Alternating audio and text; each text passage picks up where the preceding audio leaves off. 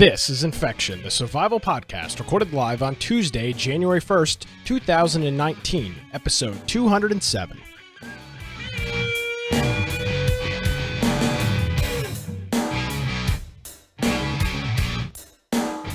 Hello, ladies and gentlemen, and welcome to another episode of Infection, the survival podcast. Infection is your source for the latest information on survival video games. We bring you the latest news, reviews, updates, and more each and every week. My name is Nick Craig. You can follow me on Twitter at Nicholas M. Craig and visit our website, infectionpodcast.com. Everybody's worst fear has happened. Brian is sick and is unable to do the show this evening. So, I'll prove it to you. He's not there.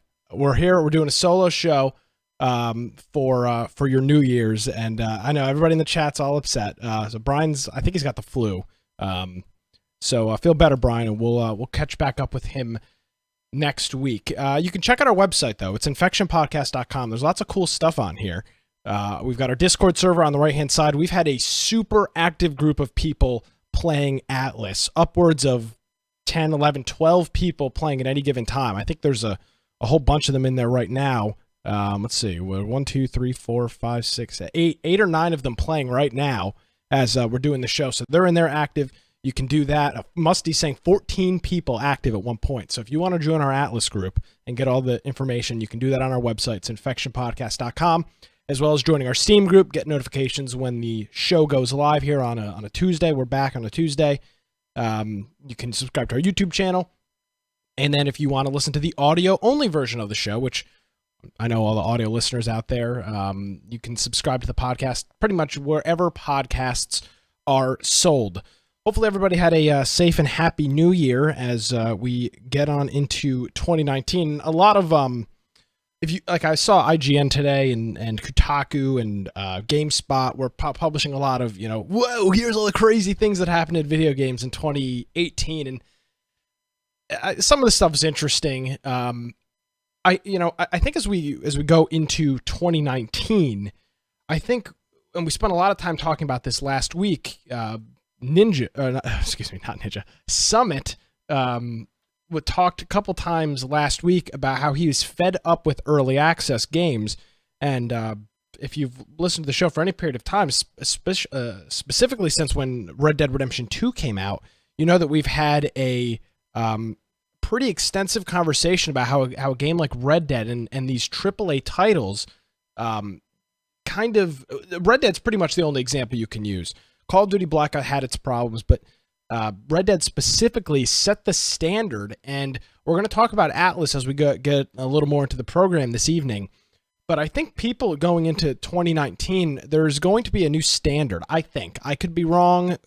We've been wrong in the past about things.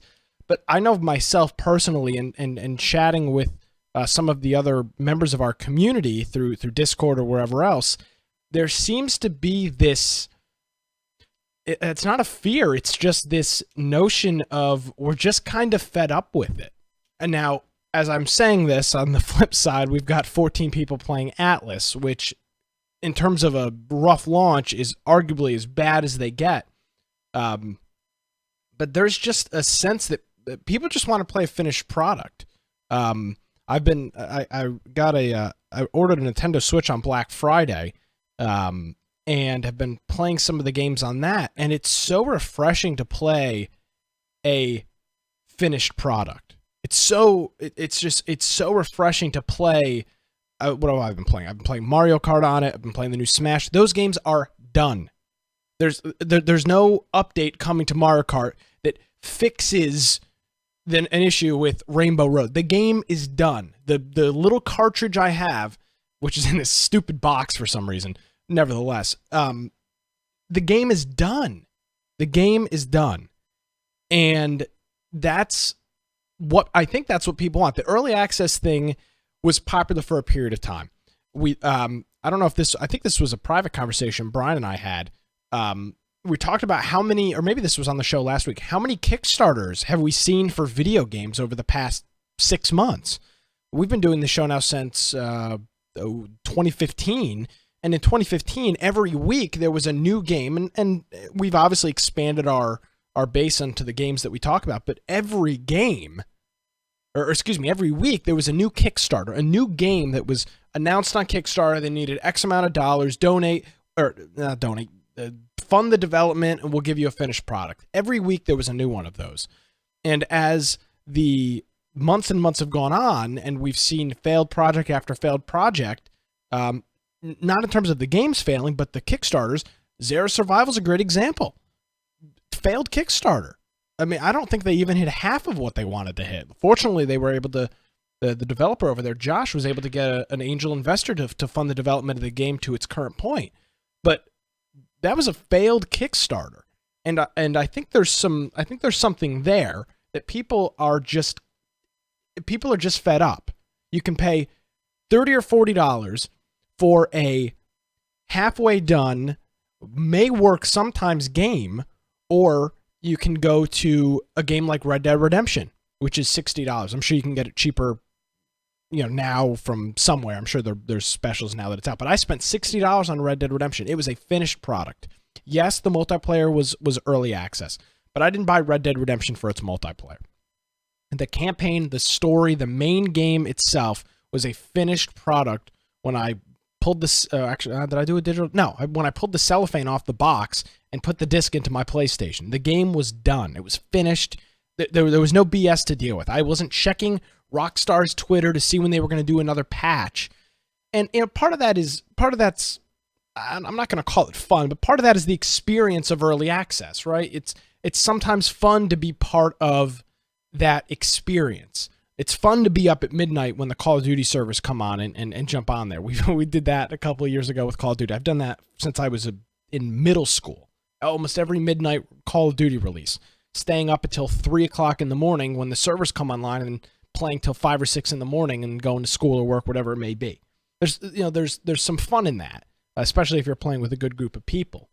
But in general, I think as we move on into 2019, I think people's mindsets are changing a little bit, and I think people are going to be less forgiving. Now, am I saying that there will be no early access game will survive in 2019? Absolutely not. There will be plenty that will.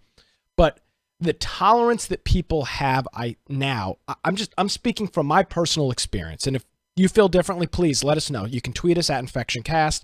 If you're joining us live here, you can throw it into the chat room. And if you're not joining us live, we are here live every Tuesday night at 7 p.m. Eastern.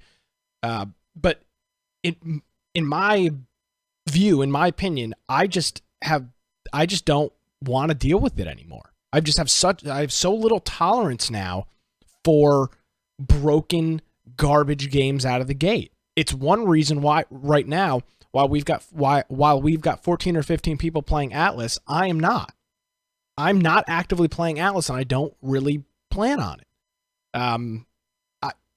I burned me out of the gate. There was lots of issues out of the gate. We'll talk about those.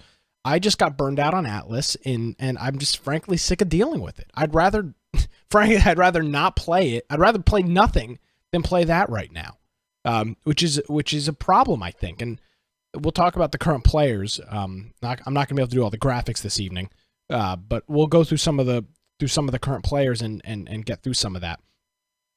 So just to open up the first show of the new year, I'm curious on what the new year will bring in terms of early access games. We've got the new PlanetSide game that's supposed to be out, which is another early access style thing that Daybreak is doing. And of course, all the games that are in active development right now, we'll see what comes of them in the new year. Real quick, before we get into Atlas, I do want to talk about an issue I had this week. I don't remember what day it was. There was, maybe it was Saturday. Who knows? It was the middle of the day, and I was, actually, I can tell you exactly when it was. It was December 29th, which was a Saturday. Look at that. And I was trying to, it was 11:30 according to my Twitter. So Saturday 11:30, I ping one of the people in Discord and say, "Hey, do you want to play Dead by Daylight?" Which is a game that I've been playing a lot of since I've been turned on to it. In the past couple of months since you've heard me talking about Dead by Daylight, I've logged just shy of 70 hours in the game. I've played a good amount of it over the past couple of months. So logged into or launched Dead by Daylight, and the loading screen was taking forever. And I made a comment to the person I was playing with, like, God, these loading screens are taking forever. What the hell's going on here? And it loaded, said failed. Try restarting your game, try close your game and restart it and see if you can get back in. So closed it, restarted it, same thing. Closed it, restarted it, same thing. Looked online, this error. They said sometimes restarting Steam helps. So exited Steam, relogged into Steam, and got into Steam, relaunched Dead by Daylight in the same error. Now, at the same time, I'm checking out Twitter, and it appears that Steam is having some network connectivity issues with Steam, with the marketplace. So looking back at the Dead by Daylight screen, I see it's getting hung up on loading marketplace. So essentially what was happening is, due to Steam's network or connectivity issue that they were having that was causing issues with connecting to Steam, a game like Dead by Daylight, which uses the Steam wallet and the Steam inventory system to keep track of items, is rendered unplayable. It would not load the game. It went through a couple of the loading options. It loaded into their servers. It loaded all that other stuff, but it got hung up on something with the marketplace or player inventory, one of those two.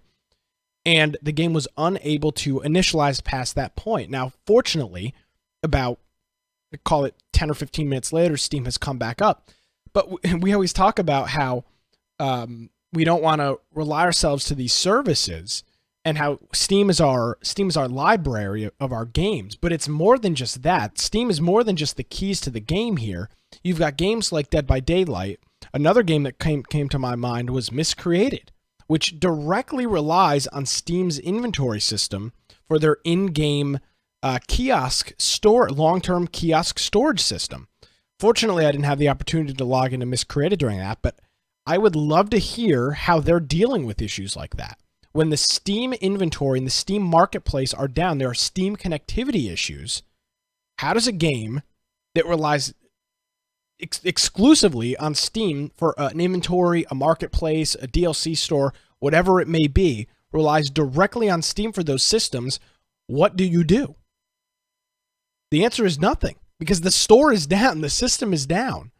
And our Joe is in the chat saying, bring back Just Survive. I know nobody's a fan of this, myself included, but do we need to look at maybe standalone launchers, standalone inventory services?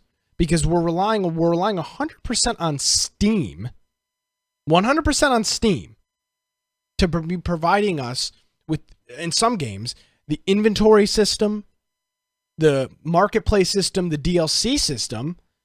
And then when Steam has got a connectivity issues, which they had for almost an hour on Saturday afternoon in the middle of the day, 11:30 a.m. Eastern. It started around 11. I tweeted out around 11:30. I think it was all resolved by, 11:45, 12 o'clock noon. But what do you do when you have a massive inventory issue like Steam, or when you have a game that relies exclusively on Steam and have to use those systems?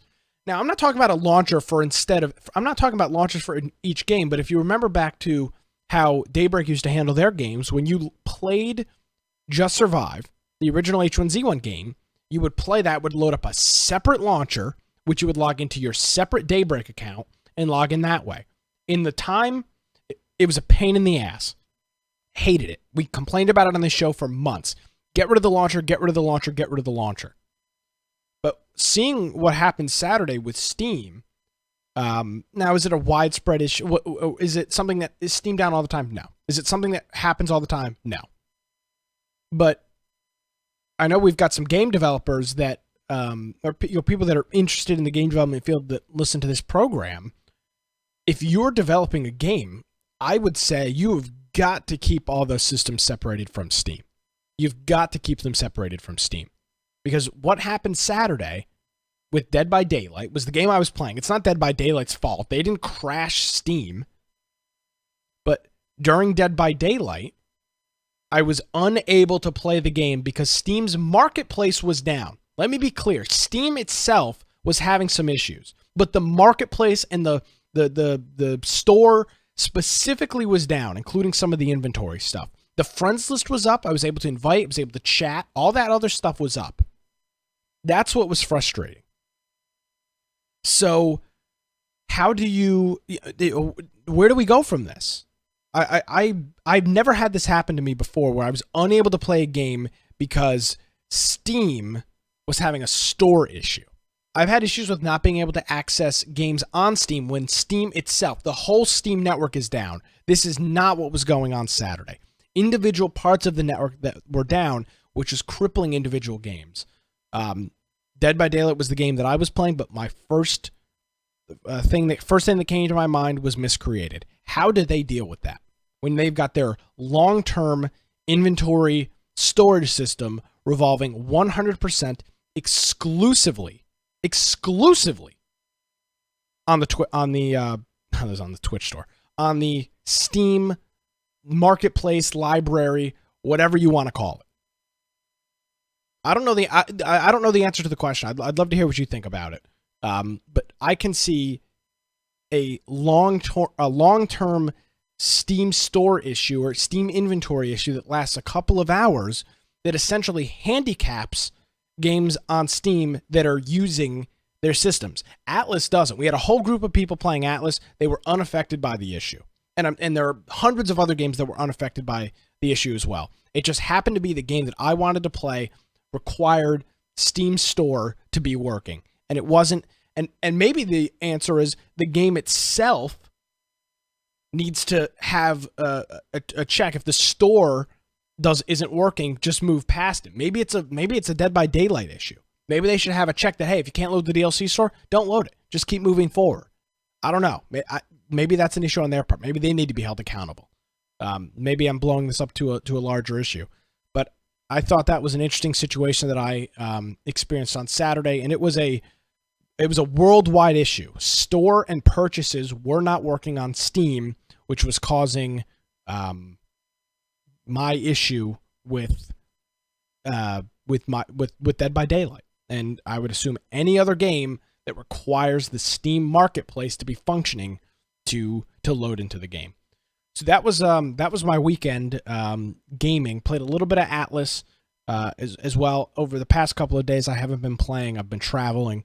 But that was my weekend in gaming. And again, we were talking about earlier, I've been playing some games on the Switch, which is refreshing to play a finished product here. All right, let's transition over to the game of it's going to be the game of the next couple weeks probably. And that is Atlas. Now, for all of their issues, they do keep good track of what's going on. So as of recording this show, it's Tuesday, January 1st. It's the first day of January 2019. And the current version of the game is 8.56. And there'll be a link in the show notes. They put all of their updates in a single forum post on their site. So you can go ahead and look at that. Now, they did a big update on... it doesn't say when it was, but it was version 8 of the thing. And there was a couple of big things in here. One that I know a couple of members in our community wanted was the low memory mode. They did a lot of ship rebalancing to the time it takes to take over somebody's ship. So they did a whole bunch of things like that. They changed the way that the pirate ships interact and work. So they did a big update with version 8. But the most recent version, 8.56, anyone can demolish shipwreck structures to regain resources so you get your diving suits ready. If you remember back to the trailer, there's a scene in the trailer where somebody's underwater looking at one of those shipwrecks. So the shipwrecks are no longer only able to be demolished by the group that built them, or the clan or whatever that had built them. So they did that, and then NPC trading ships are back and are no longer affected by wild creature destruction. Reminder for those who with deep pockets, the trader ships have an epic dragon, which can be purchased for 50,000 gold coins. So that's version 8.56. That's the current version.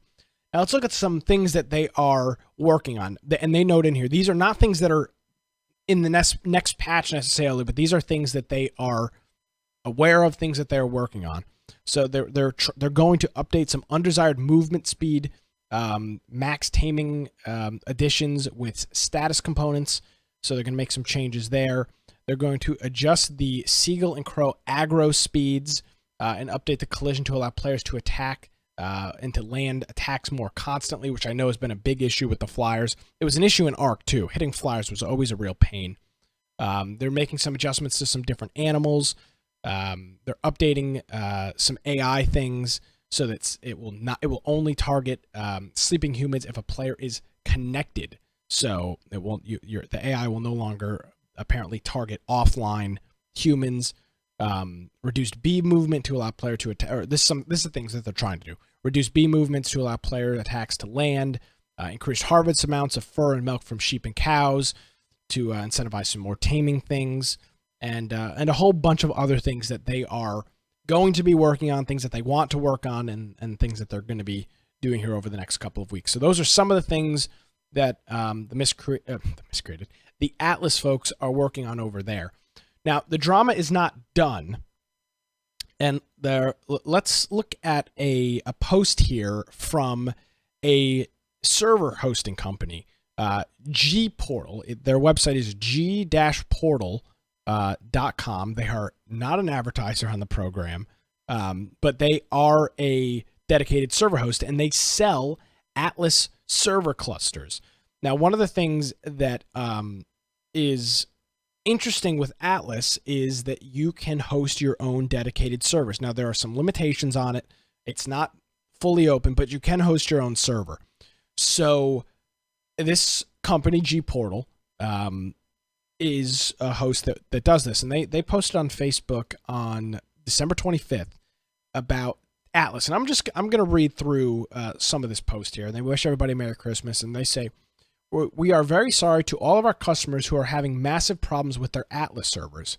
Atlas is in a much earlier state of development than we at G-Portal anticipated." And they put in quotes, "led to believe, and were unable to foresee the issues it would cause." They give their sincerest apologies, and they say, "Let me sum up the last few days. As we noticed, the Atlas release was postponed several times until the 23rd of December. The server files weren't available from the start, but after a lot of talks, we finally received them directly from the developer a few hours later. Atlas doesn't work like a typical game. This isn't like our normal servers, our normal services, where the servers are ready upon immediate purchase and start up. Atlas has many special needs like decentralized databases and fully automated management of JSON files. There is no standard map in the large cluster of MMOs, and the large cluster of the MMO officials aren't usable for private servers, and believe me, there are a ton more issues." Now, that's referring to you can only host a free port from right now. I don't believe you can host just random zones. They limit what zones you can host on a dedicated server. So the post goes on to say, "Since December 23rd, our whole team has been working continuously on our Atlas servers. They have 30 people spread throughout the world. They are offering credit to people for their lost time. And they go on to say, we're very sorry. We'll do our best." And it's an interesting post, and it's obvious to me that they are, they're shooting, for lack of a better term, shooting a cannon at the Atlas developers and saying, hey, when we originally came to an agreement with the Atlas folks, we were led to believe that the game would be at a much different state than it was. And I think that's kind of the whole development and the whole launch here of Atlas is everybody, including people online, based on the information that we received prior to the launch, believed the game would be at a different state. Now, maybe we should have known based on Ark and how things got delayed in Ark and how things never got done in Ark that maybe that was going to be the case. And since then, the developers have apologized. They said that their systems got crushed. It's not acceptable. We spent a lot of time on this last week, and I don't want to harp on it or too much more, but they did release a post. Their captain's log here is what they're calling their posts, And it says, between the insanity of preparing for the release of a massive multiplayer title and the needs to get all of the new infrastructure prepared to roll out, we left the schedule and initial launch builds and got away, and we let the original launch builds get away from us. It's easy to lose sight of the big picture, which ought to start and end with communication to the players. And as of right now, looking at the Steam store, the reviews on this game, similar to last week, are still mostly negative. So only 30% of the almost, they have 16,166 reviews on this game right now. Only 30% of those are positive, which is giving it that mostly negative review at this point. And this all goes back to the original conversation that we were having a little bit earlier on about just about status of games when you release them. And you know, they say that between the intensity of preparing for the release of a massive multiplayer online, that's not an excuse. That's not an excuse. That they knew what they were getting into. They knew they were releasing a game originally 2 weeks before Christmas. These are not excuses.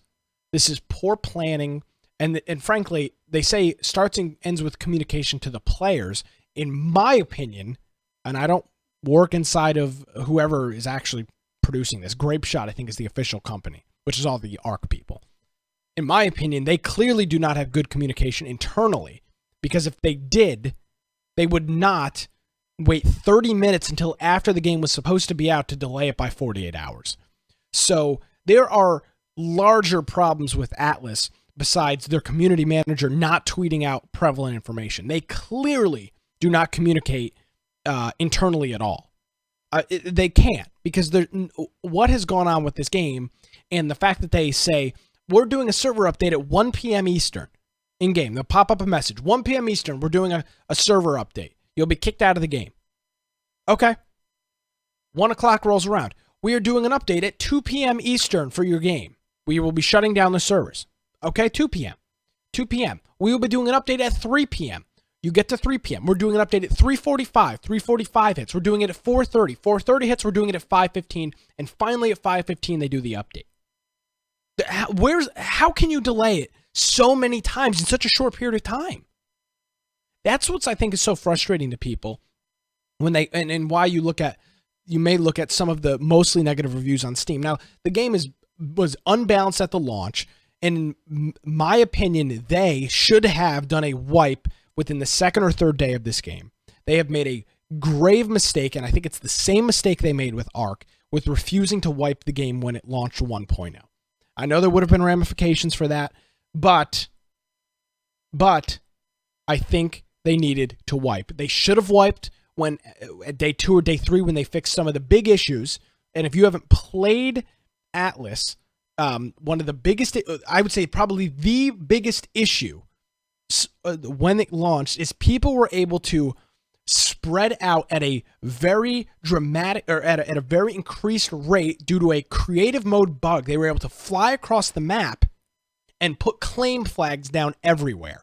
So anywhere you go on a PvE or a PvP server, remember you, there are 4 large servers in the game: a US PvP, a US PvE, an EU PvP, and an EU and an EU PvE. There are 4 total servers. Inside of them, there are a whole bunch of clusters, but nevertheless, there are 4 massive servers in the game.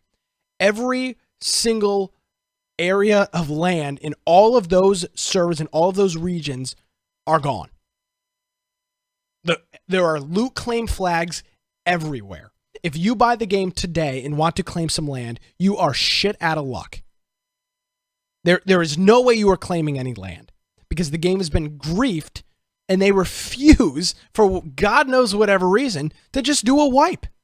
They have made so many dramatic changes to this game in the past 2 weeks that it frankly requires a wipe. They needed to do it the second or third day of the game, but it is at the point now where if they don't wipe, I frankly do not see how they will have a long-term player base.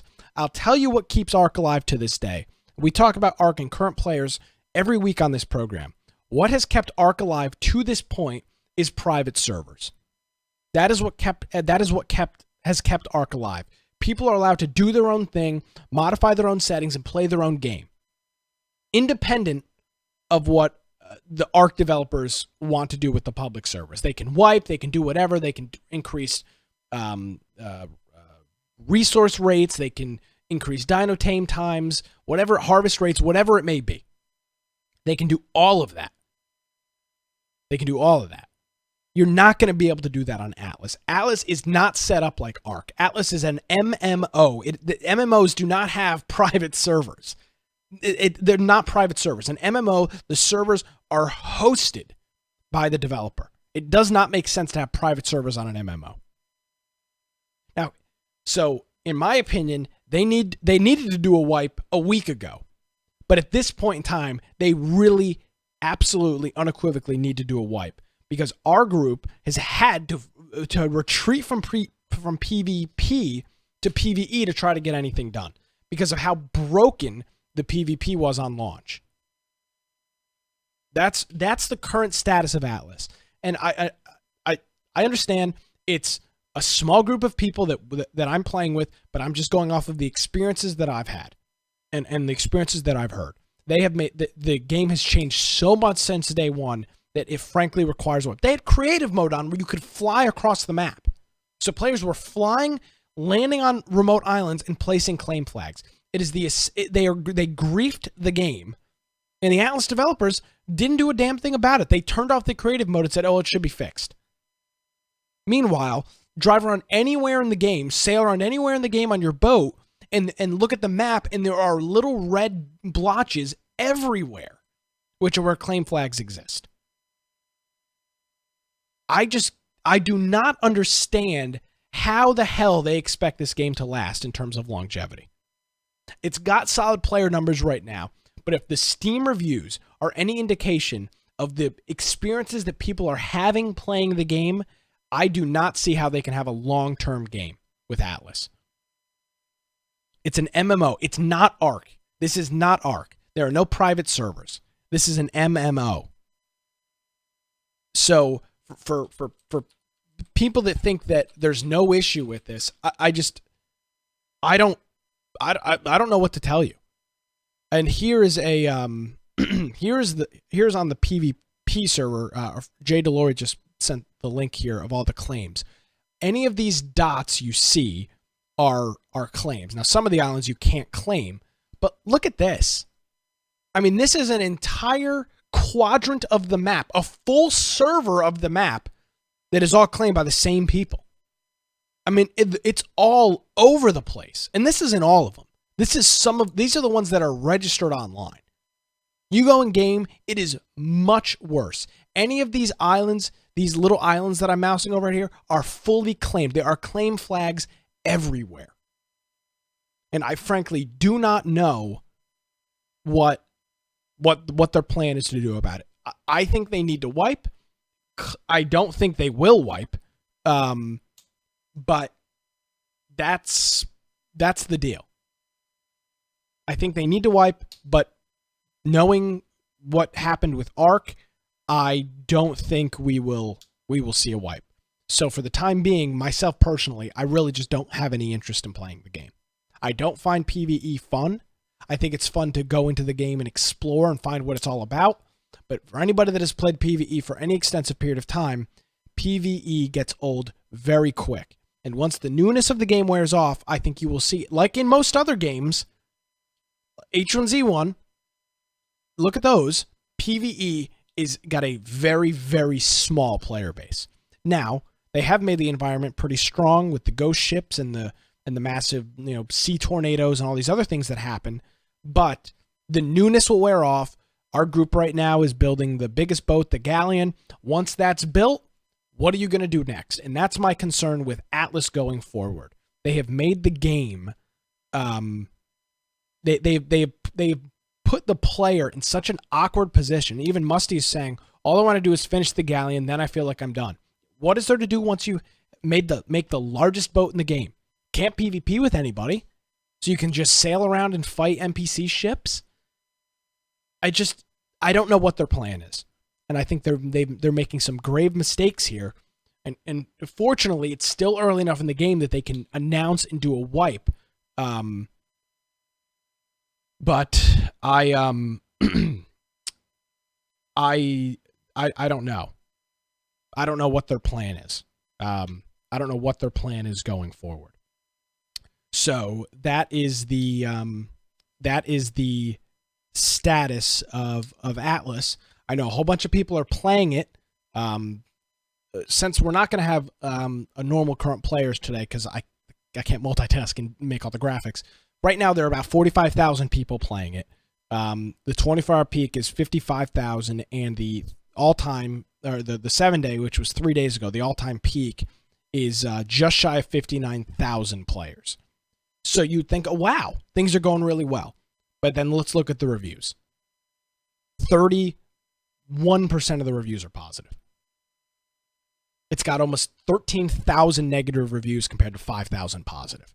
They've got an issue on their hands. And once the newness wears off, I don't know what's going to happen with Atlas. So as always, we'll keep up to date with that. I've reached out multiple times to the folks over at Atlas, the community managers and some other people, and nobody seems to want to talk about what they're doing. So we're kind of at the whim of when they want to talk, and if they ever do, we will do our best to get them on the show. Transitioning just to we've got it listed as H1Z1, but another developer from the Daybreak SOE team has left. Somebody that you're probably familiar with, MMO programmer Mitch Evans, has accepted a position at Intrepid Studios and will start in February of 2019. He's worked at Daybreak /SOE for 12 years. He had a very large role in an H1Z1, the original H1Z1, and some of the stuff that they've got going forward, as well as a whole bunch of the other Daybreak games. So he is he's packing up his bags and he is moving to another studio in February, which I wish he would have kept a tally of all the people that have left SOE / Daybreak since the massive changes with that have happened. And I saw a tweet a little bit earlier today from Jace, as they are continuing to kind of figure out what the status of the game is, as they're struggling to get even just a few thousand people playing. He tweeted out a little bit earlier today. I wonder if I can find it. Tweeted about his New Year's resolution. His resolution is to 100% less time spent on consuming / participating in social media, and 100% more time spending on meeting, work, and life goals. So I think that's an interesting resolution from him. There was that big report a couple of months ago from I think it was Video Game 24/7. That he spends almost no time in the office working on the game, and he just kind of swoops in, does his stuff, and then leaves. And I don't know that to be the case. All I have to go on is their report. He says it's not he says that he's not. They say he is. I don't know. Nevertheless, there's a report out there that claims that, and this tweet here saying I need to spend less time on social media, which he is a very big social media guy, which is fine. He's the face of the franchise, right? That's kind of what he does. That he wants to be the public face of everything H1Z1. You got to be active on social media, I understand, but you're also in charge of the direction of the game. So trolling people on social media with soon TM images and soon videos, I don't know if that's the best way to be spending your time. I'm not in his position. I'm not pretending to be. I'm not trying to be. But that's kind of the future of H1Z1 as we go forward. And they're apparently still in the works of having the new collaborative group take over the development of Just Survive. But we haven't seen anything on that since that original announcement a couple of months ago. So we will wait and see what comes of that over at I don't remember the name of the group. The two companies that are working on H1Z1. All right, let's transition over to ROE, another free-to-play BR, and they've got a patch here that they did on December 30th. and they've announced that they've extended their Adventurer Season 1 by 2 weeks from its original 8. So it'll be 10 weeks total. And they're going to be, the end of the season was intended to be January 3rd, which would have been 2 days from now, but they're extending that to January 15th. And they're doing that. And this is, the Adventurer is the rewards, the tier system, similar to what games like Fortnite have. So they're expanding that, their season, essentially, another 2 weeks to give players 10 total weeks to get through and get all the rewards. Their game mode from dusk till dawn. The team HUD now shows the number of firewood your teammates are carrying, and they've added a text notification when you consume food items and gain the food buff. They are doing a New Year's celebration event, which is actually lasting more than a day. It's starting January 2nd and it'll run through January 9th, and players can log into the game every day to participate in raffles from 3 reward cards. Choose one and claim your awesome reward. The event lasts 8 days, and participating players in up to 7 drawings. After completing 7 drawings, you will be rewarded with the Gavin New Year style. So this is a comeback every day. Click a button, get in the game, and do that.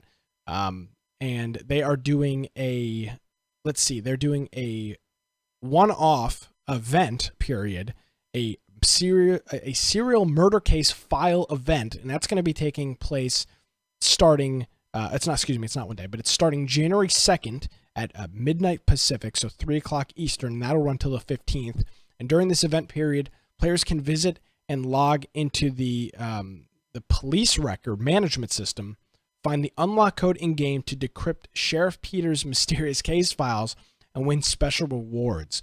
They've done a couple of bug fixes as well. With the HUD and the HP bar, they fixed an error text prompt when in a party in an in-game lobby, and then fixed an issue which caused hand model glitches while holding the roast chicken. So this is interesting with these rewards. I like that they're spacing them out and allowing people to actually play them. PUBG, for whatever reason, cannot do their timed events, their server events, or their whatever you want to call them, for more than like 2 days with no notice. So with this, they announced the update on the 30th, which was Sunday, and are giving people until Wednesday until they start. It starts on Wednesday and it runs all the way until January 15th. So it runs for almost 2 weeks, 2 full weeks. And they're giving players access to do that for both the New Year celebration raffle and the Dione serial murder case event file thing that they're doing. So that's ROE. It's a free-to-play game. It's made by Tencent, who we've talked a lot about in the past. You can go ahead and check that out, download the game, and give it a try. We've had a good time with it. It's just, unfortunately, it's just looming in the series of interesting games that, how do you find enough time in the day to play them all? There's just so many of these games out there. Speaking of so many games, I was listening to a podcast this weekend. They were talking about a game that I don't remember us talking about in the past, but it's been out since May of last year. It's called Raft, and it's a pretty interesting looking game. It's got some similar it's got some similar ideas to Hide and Hold Out, if you remember that very old survival game. The whole thing was, it's a boat. It's kind of a boat game. You build little boats, not like Atlas, but you build your own little, instead of building on land, instead of building structures on land, you build them on rafts. And this game is called that. It's called Raft. It's been out, it's been out since May. And here's the trailer for it if you haven't seen it. And I'll talk about it after we watch this.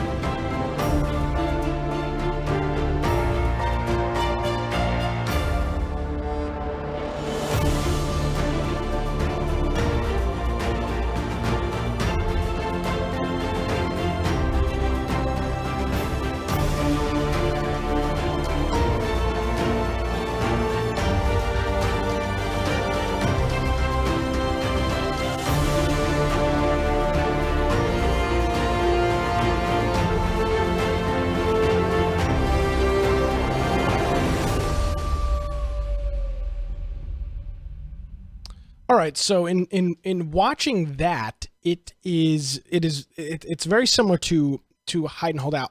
I don't own the game. I just heard about it 2 days ago on another podcast, and it's available. It's part of the Steam winter sale, so that goes into what, January 3rd or 5th. So you've got maybe another day or two to get it.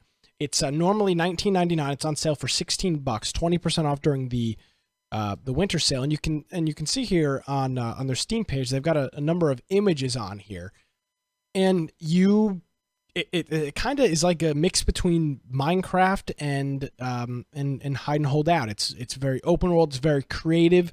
I haven't played it, but from what I've seen and what people have said about it, they seem to think it's got a fun little progression system in it.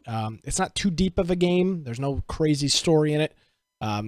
But these people tend to have good game recommendations, and they were talking about this game extensively. So it's called Raft. It's available on the Steam store. It's been out since May, and it's got just under 11,000 reviews, and 78% of them are positive. So it's got mostly positive reviews on Steam, and again, it's on sale now for $16, and it'll be $20 regular price, which I don't think is too expensive for a game like this.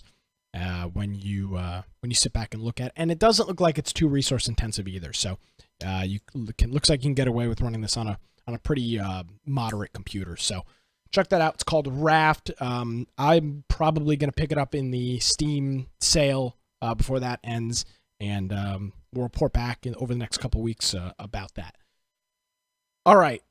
Well, don't worry. Brian's not here. He's under the weather, but he didn't leave me hanging with the game giveaway. We still got a giveaway today, and the game that we've got here is called AER Memories of Old.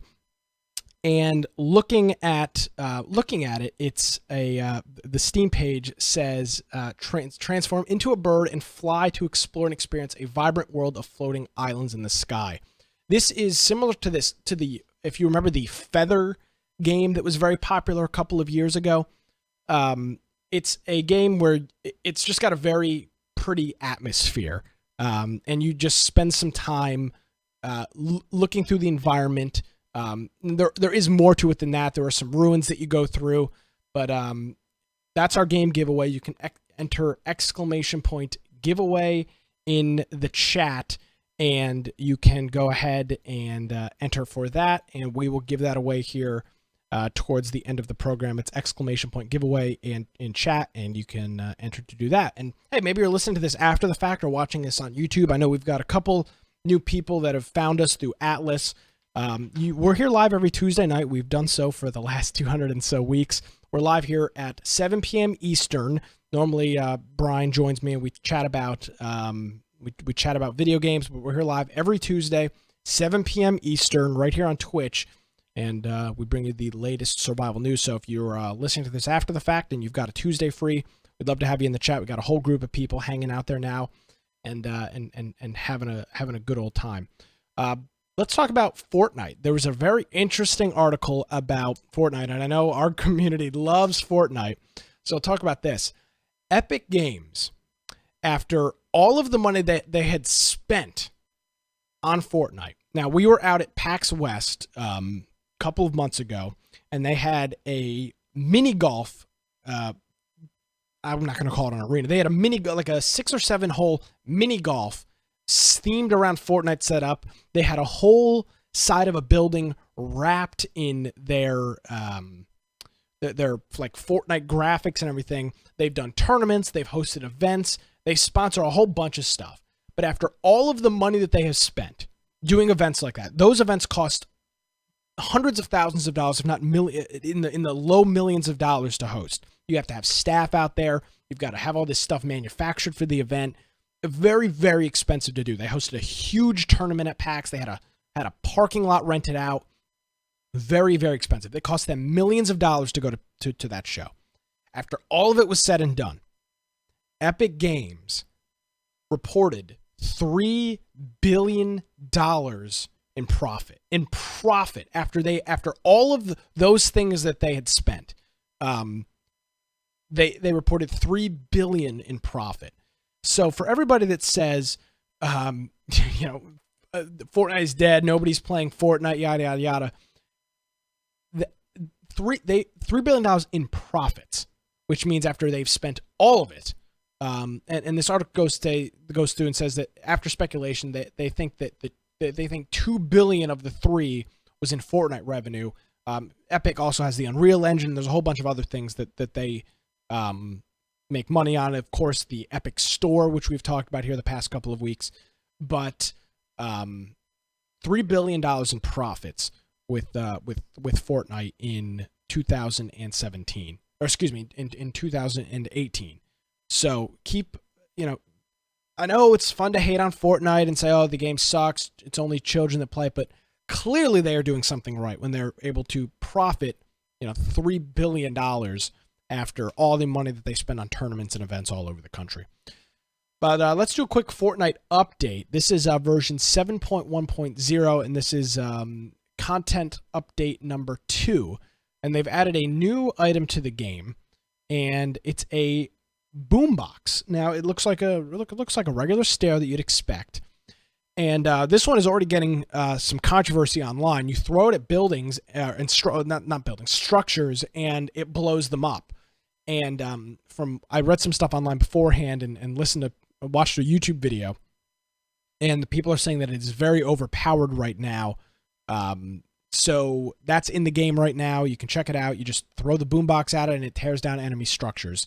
And that's their new thing. Now, they did do their 14 days of Fortnite, which was their limited time modes, and they are continuing with that, and it's switching. It's every 2 days, and they're still going forward with that. They've got all these different game modes that they've tried, and they're putting those back into rotation with these limited time modes, and again, and the boombox, and then a whole bunch of things too creative that they're still working on and Survive the World. So that is Fortnite version 7.1.0, and that's that's Fortnite. GTA Online has got their own version of Fortnite. It's called Bomb Ball, and I think there's a YouTube video here of some gameplay, and it pretty much is exactly Rocket League, but it's in GTA. So they've got this here. There's a couple of balls on the ground, and you essentially just play it like you'd play Fortnite. You score goals. They're bombs, so they can explode. You can drop mines and do some other crazy things with it. It's not quite as fast paced as Rocket League is, but it's a very similar mode, and I can't say I'm surprised. I'm surprised that it's just in there now. Rocket League has been popular for a very long period of time, and it just seems like they're just introducing this now. So we'll probably have to do this for a game of the week at some point, as we tend to have a good time with GTA. So it's in there now. It is called Bomb Ball, and it's part of GTA Online. So you can go ahead and check that out and play that if you're looking for something to play. Well, I had a feeling I'd only get through about an hour or so, but before we wrap up the show this evening, I talked about Atlas earlier, but I want to come back and talk about some of my thoughts on where they can go in the future. So we talked about the updates and some of the issues that they have. What I think Atlas really can do to succeed in this field of competition with so many different games being out there. I mean, just in the past couple of months, remember a game called Scum that came out a couple months ago? Yeah, I mean, that's a game that came out, had a lot of hype when it launched, and frankly just kind of fell flat. Miscreated 1.0 just released their big update. It made some news when it came out, but we're looking at, player numbers less than 2,000. So what can they do to really succeed going forward? And I really think now, I do think that the creative or the regular build your ship mode and do all that stuff is fine, but limited game modes and doing kind of modes like a Black Wake mode for a game like Atlas, I think would be really cool. For anybody that's never played Black Wake, you spawn in, you are given a fully uh, staffed ship. The ship is already fully built, and you go and you sail around and you attack other groups. You load cannons in. You bail water out. You put fire out. You repair sails. You do all of this stuff, but the boat is already built. So I think for Atlas going forward, doing a mode like Black Wake where you team up with a group of people and you just go onto a boat and you have a battle, and then when the game is over, you die and you just respawn. I think you're gonna have a serious problem. Brian in the chat is saying people don't want to do real PvP when the result is permadeath of their ship, too much loss, and that's exactly the problem. If anybody that's ever played a game like Ark, when you lose a dinosaur that took 12 hours to tame, it's as stupid as this sounds, it's heart-wrenching. It's so frustrating that you invested all this time into a dinosaur, to a ship, to a structure, whatever, and it just gets wiped away. And that's why I think modes like Black Wake, where you are they're instanced. You load into a lobby. So it's maybe 50 people in the server, a whole bunch of different ships. You get into a couple groups, and you go out and you set out at sea and you sail and you fight each other. There's no survival. There's no crafting. There's no getting off the ship. You die, and you can board other people's ships, and you can still have all the elements of Atlas. They spent an incredible amount of time with the sailing mechanics and the ship versus ship mechanics in this game, and I unfortunately feel like none of that will ever be seen by a mass of players. Why? Because nobody wants to invest the time into building a galleon to bring it out to sea to get screwed over by a group of Chinese hackers or Chinese players that are running 30 and 40 players deep and maul you instantly. Nobody wants that. Nobody wants to invest the time. And anybody that has played any game for any extensive period of time that requires you to build up either a structure, a boat, an animal, whatever it is, over time, you understand what I'm talking about. And I do fear that Atlas is going to have a huge problem once the newness factor wears off, which is what we're in right now. We were in the honeymoon period of Atlas. Everything is fine. Everything is with rose-colored glasses because, hey, the game is new. It's something to play. I mean, here's the thing. It's January 1st. People still aren't even back at work yet. So we're looking at the player numbers right now. Starting tomorrow, January 2nd, a lot of people are going to be getting back to the office for the first time in sometimes 2 weeks. Week and a half, 2 weeks. So what's the result of that going to be? Atlas is a very hands-on, you need to be active kind of game. Very similar to Ark, but it's Ark on steroids in terms of how involved you have to be in the process. It's Ark on steroids in that regards. And I just don't know how they're going to be able to keep a solid player base. Now, they can literally rip off Black Wake and probably do it better than Black Wake because they spent so much more time on the mechanic, and I think that would be great. Black Wake is an awesome game. I've had a lot of fun playing it, and I really do think for Atlas to have any type of longevity going forward, they need to do something. They need to have limited time modes that you can hop into the game and not lose. And I know people are talking about bumping up the resource gather, 2.5, 3%. That's fine. That'll make the building process go quicker. But, and this is just my, again, personal opinion, I don't think people really want to build the same ship over and over and over and over again just to lose it in quick battle at sea. And I know every group isn't losing their ships quickly, but building a galleon or building a sloop, building those over and over again is going to get very old very quickly. So for them going forward, I think, first of all, as I said earlier, they need to wipe the servers for PvE and PvE. Excuse me, PvP and PvE, and introduce some modes like Black Wake, and there's plenty of other. I mean, there's plenty of other modes. How about a mode? I mean, this is just me spitballing off the top of my head right now. Something I think it would be fun in a group like we've got.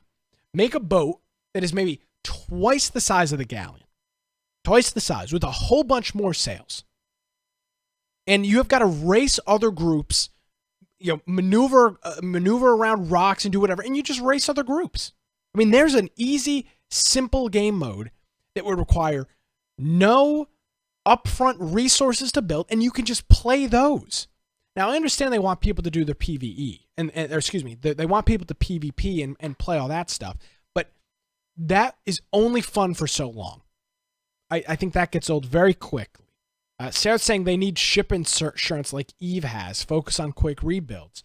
That's something that they could possibly do too. Star Citizen, a game that isn't probably never going to come out. That's something that you have to do in that game. When it eventually comes out, is you will purchase insurance so that when somebody blows up your ship, you don't have to literally open your wallet and buy another one. But there's a lot of things that they can do with a game here where they've got it seems to be a really good water system. The boats seem to interact very well with that. They've got a really good, I think, a really good ship combat system. And they've also, in return, have got just regular building on land. They've got plenty of structures. They've got animals that you can tame. They've got bears. They've got elephants, things that you can use to harvest material. So they've got a lot of the pieces there. And again, this is an MMO. This is not ARC. It's not ARC. It's an MMO. So you can have some of these modes. Our friend Tay is saying quests and bosses. Absolutely. Those are crucial parts of MMOs as well. There's a lot that they can do here. But I'll say this before we end the program here this evening. There is way too much competition in the come play our game field, and if they sit on their hands, which based on ARC, I don't think they will. They tend to move very quickly with things, but if they sit on their hands and don't move quick enough, they will, in my opinion, they will end up like games like Scum, where it's popular for a week or a couple weeks once it launches. Theirs will probably be a little bit further on, but popular for a little while, quick boom, and then a crash. And with an MMO, you need active players. Without active players, I mean, there's just no point. So that's kind of my thoughts on Atlas. A couple different modes, a Black Wake mode. You could just do something as simple as boat races. I mean, it may sound stupid, but if you've got to have 6 or 7 people all working in conjunction to steer a ship, and there's the environment is kind of getting in your way, I think stuff like that would be would be very interesting and could go a long way for their game. So that's kind of what we've got, and those are my thoughts on Atlas. All right, let's quickly roll for our giveaway here. Green Man Cartoons, our friend Green Man is a winner, and he even put out on Twitter earlier this week, should he do an Atlas cartoon? And I will pressure him here. I would love to see an Atlas cartoon, trying to connect to servers and it letting you, it doesn't let you connect and you're dying, and it's just the craziness that goes on in Atlas. So I think that would be a lot of fun. Thank you, Green Man, for that. And thanks to everybody else that joined us in the chat this evening. I know a little bit shorter of a show, but we got through the news. And this is Christmas week, the last week. So not a whole lot going on in terms of updates, as people were probably spending time with their families. So not a crazy lot of updates, but a couple interesting things. And of course, Atlas. Game of the week, probably do Atlas again. People seem to be really enjoying it. I know a couple new people have just bought it within the past couple days. So we'll do it again for this Friday night. And that's our Infection Game of the Week. It's 8 o'clock every Friday night in our Discord. We get together. We'll probably have 15 or 20 people playing. So if you're around Friday night, join us in Discord. You can get all the information. You can join the website, or you can join the Discord on our website. It's infectionpodcast.com. And you can click the Discord link and join that. And I want to thank our friend Serial Killer Barbie for the 11-month resubscription. So she's been subscribed for 11 months, and her message is, so happy you shaved. Well, I mean, there you go. Toxic, as Green Man says. Very toxic community. I do want to thank Brian, even though he's not here. He did give me show notes to work with. So even though he's not here via audio or video, he did make the show happen this evening. So thank you very much, Brian, and thank you, Tay, as well for just subscribing here towards the end of the program. Hope everybody had a happy New Year, a safe New Year, and let's see. I guess we'll be back next Tuesday at 7. My name is Nick Craig. You can follow me on Twitter at Nicholas M. Craig. Of course, you can visit our website, infectionpodcast.com. Thanks for watching, everybody. Have a great week. We'll see you next time.